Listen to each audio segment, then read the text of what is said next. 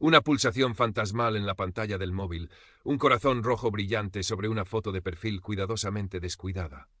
Así comenzaba, a menudo, el descenso. ¿Quién podría adivinar la arquitectura del engaño que se erigía tras un simple match? En el vasto océano digital de Madrid, 3 almas navegaban, cada una con su propia brújula de anhelos y su particular lastre de vulnerabilidades, sin saber que las corrientes las arrastraban hacia la misma tormenta perfectamente diseñada. Elena Vázquez, con sus 29 años y el cabello teñido de un lavanda que se desvanecía con elegancia rebelde, deslizaba el dedo por la pantalla de su móvil. Era viernes por la noche en su apartamento minimalista de Malasaña, y el eco de una semana frenética como estratega de marketing digital para startups aún resonaba en sus sienes. La presión por el éxito, por la imagen de constante innovación que proyectaba en sus redes y en su trabajo, a veces la ahogaba. Conexiones auténticas se repetía, mientras descartaba perfiles con una mezcla de aburrimiento y una punzada de esperanza. Entonces apareció él, Alex Miller. Foto de perfil, un hombre atractivo, de unos 30 y tantos, en una terraza con vistas a un skyline que podría ser Berlín o Singapur. Sonrisa enigmática, mirada inteligente. Su descripción hablaba de emprendimiento tecnológico, de inversiones en el futuro, de una pasión por la arquitectura disruptiva. Un mensaje privado llegó casi al instante. Elena, tu portfolio es impresionante. Admiro tu visión. Parece que compartimos más que solo una ciudad. Elena sintió una corriente eléctrica, una mezcla de halago profesional y una incipiente curiosidad personal. Por fin, alguien que parecía hablar su idioma. A kilómetros de allí, en un tranquilo barrio residencial cerca de Ciudad Universitaria, Ricardo Morales, profesor de literatura jubilado de 72 años, acariciaba el lomo de un volumen de Galdós. El silencio de su piso, antes lleno de las conversaciones con Clara, su difunta esposa, ahora se había vuelto un compañero constante y a veces opresivo. Sus hijos, expatriados y ocupados, llamaban los domingos, pero la soledad de los días de diario pesaba. Navegaba con torpeza por un foro de amantes del arte, un refugio para su mente inquieta. Un mensaje privado le sorprendió. Sofía Lombardi. Una mujer elegante, de sonrisa amable en su foto de perfil, con el David de Miguel Ángel de fondo. Profesor Morales, comenzaba el mensaje en un español impecable, con un ligero y encantador acento italiano virtual. He leído con fascinación sus comentarios sobre el Renacimiento. Pocos entienden la verdadera alma del arte como usted. Ricardo se irguió en su sillón orejero, una vanidad largamente dormida, despertando en su interior. Mientras tanto, en un barrio obrero de Getafe, Laura Fuentes, de 45 años, regresaba a casa tras un doble turno como camarera. El olor a fritanga aún impregnaba su ropa. Sus 2 hijos adolescentes la esperaban, uno con los deberes y otro con una nueva petición de zapatillas de marca. La ecuación de su vida era un constante desafío. Demasiados gastos, ingresos insuficientes. Mientras preparaba una cena frugal, revisó un grupo de Facebook de madres emprendedoras y luchadoras. Un mensaje directo de David Soler. Foto de perfil, un hombre de aspecto afable con una niña pequeña en brazos. Su hija, su sobrina. Laura, he leído tu comentario sobre las dificultades para llegar a fin de mes. Admiro tu fuerza. Hay formas de generar ingresos extra, con pequeñas inversiones, seguras y pensadas para gente como nosotros. Quizás pueda ayudarte. Laura, agotada pero con una chispa de desesperada esperanza, releyó el mensaje. Pequeñas inversiones, seguras, ayuda. Las palabras resonaron en el vacío de su cuenta bancaria. Current Part Characters, 3.965. Total Characters, 3.965. El anzuelo estaba lanzado, cebado con precisión para cada una de sus presas. Alex Miller desplegó su encanto tecnológico con Elena. Charlas nocturnas por Telegram sobre el futuro del metaverso, sobre NFTs que revolucionarían el arte digital, sobre la libertad de ser tu propio jefe. Tienes un talento increíble, Elena, le escribió una noche, tras una larga conversación sobre la campaña que ella estaba diseñando. Juntos podríamos construir algo grande. Yo he tenido suerte con algunas inversiones en criptoactivos emergentes, plataformas de nicho muy exclusivas. Podría enseñarte si quieres. Imagina tu propia agencia, sin ataduras. Elena, que soñaba precisamente con eso, sintió que Alex no solo la entendía, sino que le ofrecía una llave. Le habló de Novatech Invest, una supuesta plataforma berlinesa con un diseño impecable y gráficos de rendimiento que quitaban el aliento. Con una mezcla de excitación y un nerviosismo que atribuyó a la novedad, Elena transfirió 1.000 euros. En 24 horas, su panel de control en Novatec mostraba un beneficio del 20%. La adrenalina disipó cualquier atisbo de duda. Sofía Lombardi, con su prosa elegante y sus referencias a Umberto Eco y Caravaggio, se convirtió en la confidente virtual de Ricardo. Hablaban de los viajes que él siempre había querido hacer a Florencia, de la melancolía de los museos vacíos. «Querido Ricardo», tecleó ella un día, «su sabiduría es un tesoro. He descubierto un fondo de inversión, Artcoin Secure, que tokeniza obras de arte de colecciones privadas. Es una forma exquisita y segura de ver crecer los ahorros, participando de la belleza. Pensé en usted inmediatamente». Ricardo, seducido por la idea de unir su pasión por el arte con la prudencia financiera, investigó Artcoin Secure. La web era un dechado de sofisticación, con testimonios de supuestos inversores de renombre. Transfirió 2.000 euros, el equivalente a una pequeña parte de sus ahorros de toda una vida. Los informes semanales que Sofía le enviaba mostraban un crecimiento constante y culturalmente enriquecedor. Para Laura, David Soler era un soplo de aire fresco, un hombre que parecía entender su lucha diaria sin condescendencia. Le hablaba de Synergy Growth Funds, una plataforma de microinversiones inmobiliarias que permitía entrar con cantidades tan pequeñas como 50 euros. Poco a poco, Laura, verás cómo se hace un colchón, para tus hijos, para ti. Laura, con el corazón encogido por la esperanza, invirtió 100 euros que había ahorrado con esfuerzo de las propinas. La plataforma de Synergy Growth era sencilla, casi infantil en su diseño, pero los números en verde crecían a diario. 50 euros se convirtieron en 60, luego en 80. Era un milagro tangible en su pantalla. Su compañera de trabajo, Carmen Ruiz, la miraba con una mezcla de envidia y escepticismo. «¿Estás segura, tía? Eso parece demasiado bueno». «David dice que es para ayudar a gente como nosotras», respondía Laura, aferrándose a esa tabla de salvación. Las semanas se convirtieron en un mes, luego 2. La ilusión tejía su capullo alrededor de las 3 víctimas. Elena chateaba con Alex durante horas, compartiendo sueños profesionales y personales. Su hermana Beatriz, abogada pragmática, arqueaba una ceja. «¿Berlín? ¿Y nunca habéis hecho una videollamada? Elena, ten cuidado, por favor. He visto casos muy raros. Es que siempre está viajando o en reuniones importantes. Además, ¿qué podría pasar? Es solo una inversión inteligente», replicaba Elena, un poco a la defensiva. La experiencia previa de Beatriz con un cliente que casi cae en una estafa similar la mantenía en alerta constante, una tensión que Elena interpretaba como pesimismo. Ricardo, por su parte, se sentía rejuvenecer. Las conversaciones con Sofía Lombardi eran el punto culminante de sus días. Incluso se atrevió a mencionársela a Marcos Herrero, un antiguo alumno suyo que se había convertido en un agudo periodista de investigación y que lo visitaba de vez en cuando por el cariño que le profesaba.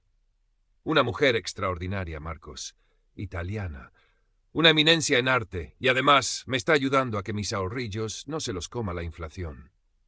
Marcos sonrió, complacido por ver a su antiguo profesor animado, aunque una minúscula alarma casi imperceptible sonó en su cabeza. ¿Inversiones en arte? Suena exclusivo, profesor. Lo es, asintió Ricardo con orgullo. La vida de Laura había adquirido un brillo secreto. Esos pequeños incrementos en Synergy Growth Funds eran como un bálsamo. David Soler le sugería reinvertir las ganancias. Así el interés compuesto trabaja para ti, Laura. Ella lo hacía, soñando con la entrada para un piso, con la matrícula de la universidad para su hija mayor. Carmen la observaba. «Oye, pues si te va tan bien, igual me animo yo también con un poquito», dijo un día, contagiada por la esperanza de Laura. Entonces llegó la segunda fase, la de la escalada. «Elena, amor», escribió Alex, ya habían pasado a los términos cariñosos, «ha surgido una oportunidad de oro, un proyecto de blockchain para certificar obras de arte digital. Los inversores iniciales van a multiplicar por 10, pero hay que entrar con fuerza. Necesitaríamos unos 25.000. Sé que es mucho, pero piensa en nuestra agencia, en la libertad que tendríamos». Elena sintió un vértigo. 25.000 euros era una parte sustancial de sus ahorros, el colchón que guardaba para una emergencia o para la entrada de un piso. Pero la visión de su agencia de trabajar junto a Alex, de ese futuro brillante que él pintaba con tanta convicción, las advertencias de Beatriz resonaban débiles, distantes. «Confía en mí», insistía Alexio. La transferencia dejó su cuenta temblando, pero su corazón palpitaba con una mezcla de terror y euforia. Mi querido Ricardo, llegó un correo de Sofía Lombardi, adornado con la imagen de un raro manuscrito iluminado. El fondo exclusivo de arte sacro restaurado que le mencioné está abriendo una ventana de inversión limitada, solo para clientes selectos. Se estima una revalorización del 30% en 6 meses. Sé que apreciará la singularidad de esta pieza. La inversión mínima es de 45.000 euros. Ricardo tragó saliva. Era casi todo lo que le quedaba tras la jubilación y los gastos de la enfermedad de Clara. Pero Sofía era tan culta, tan entendida, y la idea de que su dinero contribuyera a preservar la belleza, a la vez que crecía. Le escribió a su hijo, que vivía en Canadá, mencionando de pasada una interesante oportunidad financiera asesorada por una experta. Su hijo, ocupado con su propia vida, le deseó suerte, confiando en el buen juicio de su padre. Ricardo hizo la transferencia, sintiendo el peso de la responsabilidad, pero también una extraña ligereza, la de quien se aventura en algo grande. David Soler llamó a Laura. Su voz, usualmente afable, tenía un matiz de urgencia. «Laura, cariño, mira, hay una promoción especial en Synergy Growth. Si metes ahora 1.500, te dan un bono del 50% y acceso al plan Impulso Familiar, que tiene unos rendimientos increíbles. Sé que es un esfuerzo, pero es para salir de esta de una vez. 1.500 euros. Laura no los tenía. Tendría que pedir un microcrédito rápido, de esos con intereses leoninos, o quizás Carmen. Le contó a su amiga, con la voz entrecortada por la excitación y el miedo. Carmen, que también luchaba, vio un destello de posibilidad. «Si a ti te ha ido bien hasta ahora, vale, te presto 500 y yo meto otros 200. A ver si es verdad». Laura reunió el dinero con una angustia febril y lo transfirió. La plataforma reflejó inmediatamente el bono. Respiró hondo. Este era el empujón que necesitaba. Los estafadores invisibles, al otro lado de las pantallas, sonreían. La red se había cerrado. Comenzaron a tejer el aislamiento. «Elena, este proyecto es muy confidencial. Mejor no comentarlo mucho, ni siquiera con Beatriz. Ya sabes cómo es la gente con las cosas nuevas», sugirió Alex. «Ricardo, la discreción es la marca de los verdaderos coleccionistas e inversores», aconsejó Sofía Lombardi. «Laure, este dinerito es nuestro secreto para darles una sorpresa a los nenes, ¿verdad?», susurró David Soler. Las víctimas, cada una en su burbuja de falsa esperanza, asentían virtualmente. La euforia duró lo que tardó en llegar la necesidad o la simple curiosidad por tocar el dinero real. Fue Laura la primera. Su hijo pequeño se puso enfermo, una bronquitis que requería medicación cara y varios días sin poder ir a trabajar. «No te preocupes, cariño, mamá tiene ahorros», le dijo con una confianza que no sentía del todo. Entró en Synergy Growth Funds para retirar 200 euros. La página mostró un mensaje: «Retiro temporalmente no disponible.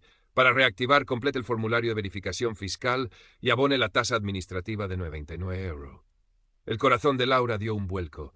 ¿Tasa administrativa? David nunca le había hablado de eso. Le escribió desesperada. «Tranquila, Laura. Es un nuevo requisito del gobierno para evitar el blanqueo. Paga la tasa y en 24 horas tienes el dinero. Es por tu seguridad. 99 euros. Era casi todo lo que le quedaba hasta el próximo sueldo. Elena, por su parte, empezó a sentir una inquietud irracional. Las ganancias en Novatech Invest eran astronómicas, casi absurdas. Quiso probar, solo por curiosidad, a retirar una pequeña parte, 5.000 euros, para la entrada de un máster que le interesaba. La plataforma le exigió un certificado de origen de fondos que tardaría entre 7 y 10 días laborables en procesarse, y el pago de una comisión por transferencia internacional prioritaria de 500 euros, ya que los fondos se gestionaban desde un holding en Liechtenstein. Alex, cuando le consultó, se mostró un poco molesto. «Ya desconfiando, mi amor. Estamos en esto juntos. Es burocracia, nada más. Paga la comisión y olvídate. Concéntrate en lo nuestro». Su tono, por primera vez, no fue del todo cálido. Ricardo necesitaba liquidez para la reparación de una gotera urgente en el piso. Al intentar retirar 3.000 euros de Artcoin Secure, un mensaje críptico apareció. «Transacción pendiente de validación por el Comité de Autenticidad de Activos. Se requiere un depósito de seguridad reembolsable del 5% del monto a retirar para cubrir posibles fluctuaciones del mercado del arte durante el proceso». ¿Un depósito de seguridad para retirar mi propio dinero? Preguntó Ricardo a Sofía Lombardi por correo. La respuesta tardó en llegar y fue escueta. Es un protocolo para proteger la integridad de las obras y el valor del fondo, estimado profesor. Una mera formalidad. La primera grieta. La duda, como una humedad insidiosa, comenzó a filtrarse en las mentes de Elena, Ricardo y Laura. Beatriz, la hermana de Elena, no había cejado en su empeño. Su experiencia legal con fraudes la hacía oler el peligro a distancia. Liechtenstein, un emprendedor berlinés con un holding allí para invertir en blockchain. Elena, esto no me gusta nada. Con la excusa de ayudarla con temas fiscales internacionales, le pidió a Elena los datos de la empresa detrás de Novatech Invest. Lo que encontró en los registros mercantiles internacionales fue humo. Empresas pantalla registradas en paraísos fiscales, sin actividad real, nombres que cambiaban constantemente. Current Part Characters, 373, Total Characters, 1594. Marcos Herrero, el periodista, no podía quitarse de la cabeza la extraña inversión de su admirado profesor Morales. Artcoin Secure. El nombre le sonaba algo demasiado moderno para el gusto clásico de Ricardo. Una tarde, con tiempo libre, empezó a rastrear. La web era elegante, sí, pero los testimonios de inversores eran fotos de stock con nombres inventados. Las obras de arte tokenizadas que se mostraban eran imágenes de dominio público de museos reconocidos, algunas con la marca de agua apenas visible. No había rastro de Sofía Lombardi en ningún círculo artístico o financiero respetable. Marcos sintió un escalofrío. Laura, desesperada por la enfermedad de su hijo y sin poder pagar la tasa administrativa, acudió a Carmen. «Tía, es que no lo tengo, y David no me contesta los mensajes desde ayer». Carmen, que también había invertido sus 200 euros y veía cómo no podía acceder a ellos, sintió cómo se le helaba la sangre. Juntas buscaron en Internet Synergy Growth Funds estafa. Los resultados eran escasos, pero encontraron un pequeño foro donde un par de personas más contaban historias idénticas. Pequeñas ganancias, luego bloqueo y exigencia de más dinero. El castillo de naipes comenzaba a tambalearse. Beatriz se sentó con Elena, extendiendo sobre la mesa los documentos que había impreso. «Elena, mira esto. Novatech Invest es una estafa. Alex Miller no existe. Esas fotos son de un modelo brasileño. Lo siento muchísimo». Elena miró los papeles, su rostro palideciendo por momentos. Negación, rabia, luego un miedo frío. Intentó llamar a Alex. El número comunicaba o no existía. Su acceso a Novatech fue revocado en ese instante. Fondos bloqueados por actividad sospechosa, decía la pantalla. Los 26.000 euros, más las ganancias ficticias evaporados. Se abrazó a su hermana, sollozando. Marcos llamó a la puerta de Ricardo. Llevaba una carpeta bajo el brazo y una expresión sombría. «Profesor, necesito hablar con usted sobre Sofía Lombardi y Artcoin Secure». Con delicadeza, pero con la firmeza de los hechos, le expuso sus hallazgos. Ricardo escuchaba, al principio con incredulidad, luego con una creciente sensación de horror, las referencias cultas, la pasión compartida por el arte, todo una farsa. Intentó acceder a la web de Artcoin, cuenta suspendida. Los ahorros de toda una vida, desvanecidos en un espejismo de sofisticación. El anciano profesor se cubrió el rostro con las manos, el peso de la humillación y la pérdida aplastándolo. Laura y Carmen se miraron en la pequeña cocina del apartamento de Laura. El móvil mostraba el foro con las denuncias. El perfil de David Soler en Facebook había desaparecido. Los 150 euros de Laura, los 200 de Carmen, una fortuna para ellas, se habían esfumado. «Nos ha engañado Carmen», susurró Laura, con lágrimas de impotencia y rabia contenida. La enfermedad de su hijo, las facturas impagadas, todo se agolpaba en su mente. El despertar fue brutal, una caída libre desde la cima de la ilusión hasta el duro suelo de la realidad. El shock inicial dio paso a una oleada de emociones contradictorias. Elena sentía una vergüenza abrasadora. Ella, la experta en marketing digital, la que se creía invulnerable a los engaños online. ¿Cómo había podido ser tan ciega? La traición de Alex era doble. Le había robado su dinero y la confianza en su propio juicio. Beatriz la consolaba, sin reproches, solo con la tristeza de verla sufrir. «No es culpa tuya, Elena. Son profesionales. Saben qué botones tocar». Ricardo se sumió en un mutismo doloroso. La pérdida económica era grave, pero lo que más le dolía era la profanación de sus pasiones, la manipulación de su intelecto. «¿Cómo pude ser tan vanidoso, Marcos?», le preguntó a su exalumno con la voz quebrada. Creí que había encontrado un alma gemela intelectual y solo era un ladrón de sueños. Marcos intentaba animarlo, hablándole de la importancia de denunciar, de que su testimonio podría ayudar a otros. Pero Ricardo solo sentía el peso de la edad y la soledad, ahora acentuada por la traición. Laura, en cambio, sintió como la desesperación se transformaba en una furia fría. No podía permitirse el lujo de derrumbarse. Tenía que seguir luchando por sus hijos. «Hay que denunciar a este cabrón», le dijo a Carmen, con una determinación que sorprendió a su amiga. «No recuperaremos el dinero, ya lo sé, pero que no se ría de más gente como nosotras». Las denuncias se interpusieron. Elena, acompañada por Beatriz, acudió a la Unidad de Delitos Tecnológicos de la Policía Nacional en Madrid. El inspector Garrido, un hombre de mediana edad con ojos cansados que lo habían visto todo, escuchó su relato con paciencia. «Señorita Vázquez, este tipo de estafa, la matanza de cerdos, como la llaman, es cada vez más común y sofisticada. Haremos todo lo posible, pero son redes internacionales, operan desde jurisdicciones opacas, usan criptomonedas. Es muy difícil seguirles el rastro y recuperar el dinero. Lo más importante es que lo haya denunciado». Sus palabras, aunque realistas, fueron como un jarro de agua fría. Ricardo, animado por Marcos, también formalizó su denuncia en una comisaría de su barrio. El agente que lo atendió, más joven y menos experimentado que Garrido, apenas entendía la mecánica de la tokenización de arte. Ricardo salió de allí sintiéndose aún más vulnerable y anticuado. Laura y Carmen fueron juntas a la comisaría de Getafe. Su caso, por las cantidades menores, quizás recibió menos atención inicial, pero la determinación de Laura era palpable. Contó su historia con una claridad y una rabia que impresionaron al oficial. Los días que siguieron fueron un lento proceso de asimilación. Para Elena significó enfrentar su propia necesidad de validación. Se volcó en su trabajo con una ferocidad renovada, pero también empezó a ir a terapia para entender por qué había bajado la guardia de aquella manera. La relación con Beatriz se fortaleció. La crisis había derribado algunas barreras entre ellas. Ricardo se aisló al principio, pero Marcos no lo abandonó. Lo visitaba, le llevaba libros, lo animaba a escribir. «Profesor, su experiencia, su cultura puede transformar este dolor en algo útil, un artículo, una charla, para advertir a otros de su generación que son tan vulnerables». Poco a poco la idea empezó a calar en Ricardo. Quizás su tragedia personal podría tener un eco, una utilidad. Laura tuvo que pedir un adelanto en el trabajo y recurrir a un banco de alimentos para llegar a fin de mes. Carmen le ofreció su apoyo incondicional. Juntas empezaron a rastrear en foros y redes sociales otros posibles alias de David Soler, compartiendo la información con la policía. Descubrieron que eran docenas las mujeres, muchas madres solteras que habían caído en engaños similares con perfiles parecidos.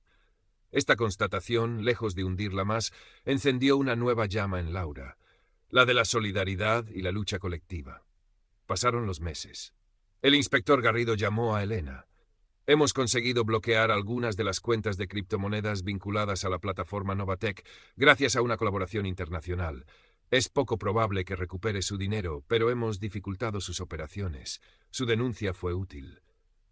Para Elena fue una victoria pírrica, pero una victoria al fin y al cabo. Decidió crear un blog anónimo, diario de una estafada digital, donde contaba su experiencia y ofrecía consejos para detectar estas fraudes. Sorprendentemente, el blog empezó a tener muchas visitas. Otras víctimas contactaban con ella, compartiendo sus historias. Elena encontró un nuevo propósito en esa comunidad de supervivientes. Marcos Herrero publicó un extenso reportaje de investigación en un diario digital de alcance nacional titulado «Los rostros cambiantes del fraude sentimental y financiero, cuando la inversión se disfraza de arte y confianza». En él narraba, con los nombres cambiados pero con detalles precisos, la historia de Ricardo y otras víctimas de estafas similares que había logrado contactar. El artículo generó un gran impacto y provocó que la policía creara una sección específica en su web para advertir sobre este tipo de matanza de cerdos con perfiles culturales. Ricardo, aunque nunca recuperó su dinero, sintió que su historia, contada con la pluma sensible de Marcos, servía para algo noble. Incluso se animó a dar una pequeña charla en el centro cultural de su barrio sobre los peligros de las inversiones milagrosas en Internet. Laura, Junto con Carmen y otras mujeres que había conocido a través de los foros, formó una pequeña asociación de afectadas por estafas a pequeña escala. Recogían testimonios, ofrecían apoyo emocional y presionaban a las autoridades para que no se minimizaran estos pequeños fraudes que, sumados, representaban millones y destrozaban vidas. Consiguieron que una entidad bancaria, tras la presión mediática generada por un reportaje local sobre su asociación, revisara sus protocolos de seguridad para transferencias sospechosas a ciertas plataformas. Era una batalla de David contra Goliat, pero Laura sentía que, por primera vez en mucho tiempo, no estaba sola. El estafador o la red de estafadores detrás de los alias de Alex Miller, Sofía Lombardi y David Soler nunca fue plenamente identificado ni capturado. Probablemente, como un virus mutante, ya operaba bajo nuevas identidades, con nuevas plataformas, buscando nuevas vulnerabilidades en el inmenso y anónimo mar de Internet. Sus huellas digitales eran efímeras. Sus ganancias se blanqueaban a través de complejas cadenas de criptomonedas. Un año después del inicio de sus respectivas pesadillas, la vida de Elena, Ricardo y Laura había cambiado irrevocablemente. Elena seguía siendo una brillante profesional, pero ahora con una capa de cinismo protector y una dedicación a su blog que le daba un sentido de comunidad. Había aprendido a valorar más las conexiones reales y a desconfiar de las promesas digitales demasiado perfectas. Seguía soltera, pero ya no buscaba con la misma ansiedad. Ricardo había encontrado en Marcos un amigo y en sus charlas una nueva vocación. Su estudio seguía lleno de libros, pero ahora también de recortes de prensa sobre fraudes y de cartas de agradecimiento de personas a las que había ayudado a no caer. La herida de la traición seguía allí, pero ya no sangraba con la misma intensidad. Había redescubierto el valor de compartir su sabiduría de una forma diferente.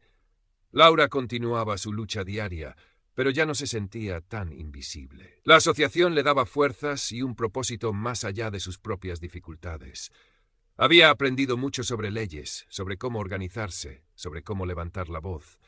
Sus hijos la veían más fuerte, más luchadora que nunca, un ejemplo de resiliencia. En algún lugar, en una habitación iluminada solo por el resplandor de múltiples monitores, unos dedos ágiles tecleaban. Un nuevo perfil estaba siendo creado. Carlos Benavides, ingeniero petrolífero en una plataforma en el Golfo de México, buscando una conexión sincera tras un divorcio doloroso. Otro anzuelo, cuidadosamente elaborado, lanzado a las profundidades de la red, esperando a que un corazón solitario, un alma vulnerable o una mente ambiciosa picara. La tormenta perfecta seguía gestándose, una y otra vez, porque la necesidad humana de creer, de amar y de prosperar era tan inagotable como la crueldad de quienes sabían cómo explotarla. Pero ahora en Madrid, en Getafe, en los tranquilos barrios residenciales y en las bulliciosas oficinas, había 3 personas más, y a través de ellas, muchas otras, que conocían la melodía de la sirena y el rostro oculto del monstruo. Habían pagado un precio terrible por esa sabiduría, pero su experiencia compartida se convertía en un faro, débil quizás, pero persistente, en la vasta oscuridad digital. No podrían detener todas las tormentas, pero quizás, solo quizás, podrían ayudar a otros a navegarlas con más cautela, a reconocer el brillo engañoso del falso tesoro antes de que el naufragio fuera inevitable. La lucha, sabían, continuaba. Elena cerró su ordenador portátil. El último post de su blog, 5 señales de alerta que ignoré para que tú no lo hagas, ya tenía cientos de lecturas y comentarios. Sonrió con una mezcla de tristeza y satisfacción. Cogió su chaqueta. Beatriz la esperaba para cenar. Una conexión real, sin filtros ni avatares. Ricardo releyó el borrador de su próxima charla. El arte de la desconfianza en la era digital. Le gustaba el título. Marcos le había dicho que era potente. Miró la foto de Clara en su escritorio. Ella siempre le había dicho que su mayor don era la palabra. Ahora la usaba para proteger, no solo para enseñar literatura. Laura abrazó a sus hijos antes de salir para una reunión de la asociación. Iban a planificar una campaña de información en los centros cívicos de los barrios más humildes. «Mamá, ¿por qué haces todo esto si ya te robaron?», le preguntó su hija pequeña una vez. «Porque no quiero que le pase a nadie más, cariño, y porque luchar te hace sentir menos robada». 3 vidas, marcadas por el mismo engaño, encontraban en la resiliencia y la solidaridad un nuevo significado. La red seguía allí, con sus promesas y sus peligros, pero ellos también, y ya no estaban solos. La oficina del inspector Garrido seguía recibiendo denuncias. Cada día, nuevas historias, nuevos alias, las mismas tácticas con ligeras variaciones. Se sentía a menudo como Sísifo, empujando una roca que volvía a caer. Pero de vez en cuando una pequeña victoria, una cuenta bloqueada, una plataforma desmantelada, una víctima que llegaba a tiempo gracias a la advertencia de otra, le daba fuerzas para seguir. Tenía el artículo de Marcos Herrero prendido en su corcho, junto a otros recortes sobre fraudes. Era un recordatorio de que la información, la concienciación, eran armas tan importantes como cualquier investigación policial. Beatriz Vázquez, la hermana de Elena, incorporó en su despacho de abogados un pequeño servicio de asesoramiento gratuito sobre prevención de estafas online, especialmente dirigido a profesionales jóvenes. Su experiencia personal con el caso de Elena la había marcado profundamente y sentía la responsabilidad de compartir su conocimiento legal para evitar que otros cayeran en trampas similares. A menudo colaboraba con el blog de Elena, aportando la perspectiva legal a los testimonios. Marcos Herrero continuó su labor periodística, especializándose cada vez más en ciberdelincuencia y fraudes financieros. El caso de Ricardo Morales fue solo el primero de una serie de reportajes que arrojaron luz sobre las complejas redes que operaban desde las sombras de Internet. Mantenía el contacto con Ricardo, a quien consideraba no solo una fuente, sino un amigo y un ejemplo de cómo la dignidad puede sobreponerse a la vejación. Carmen Ruiz, la amiga de Laura, después del susto inicial y la pequeña pérdida, se volvió extremadamente cautelosa, pero también se convirtió en una firme aliada de Laura en la asociación. Juntas organizaban talleres, repartían folletos, hablaban con los vecinos. Su amistad, forjada en la dificultad compartida, era un pilar para ambas. En cuanto a los artífices del engaño, los Alex, Sofía y David seguían siendo espectros. Quizás eran una sola persona con una habilidad camaleónica para la impostura, o un equipo coordinado operando desde un call center clandestino en algún rincón remoto del planeta. Sus víctimas nunca conocerían sus verdaderos rostros ni sus verdaderos nombres. Solo el eco de sus palabras calculadamente cariñosas, el amargor de la traición y el vacío en sus cuentas bancarias. Pero la historia no terminaba con la impunidad del estafador. Terminaba en la resiliencia de los estafados. En Elena encontrando una nueva voz y una comunidad. En Ricardo, transformando su erudición en una herramienta de advertencia. En Laura, convirtiendo su rabia en acción colectiva. Una tarde de primavera en un café del centro de Madrid, Elena, Ricardo y Laura se encontraron por primera vez. Marcos los había puesto en contacto, pensando que compartir sus experiencias directamente podría serles de ayuda. Al principio hubo un silencio un poco tenso, la timidez de exponer heridas aún recientes. Pero luego Elena habló de Alex, Ricardo de Sofía Lombardi, Laura de David Soler. Y en las similitudes de las tácticas, en el reconocimiento del mismo patrón de manipulación, encontraron un extraño consuelo. No estaban solos, no eran los únicos, no eran tontos por haber caído, eran supervivientes.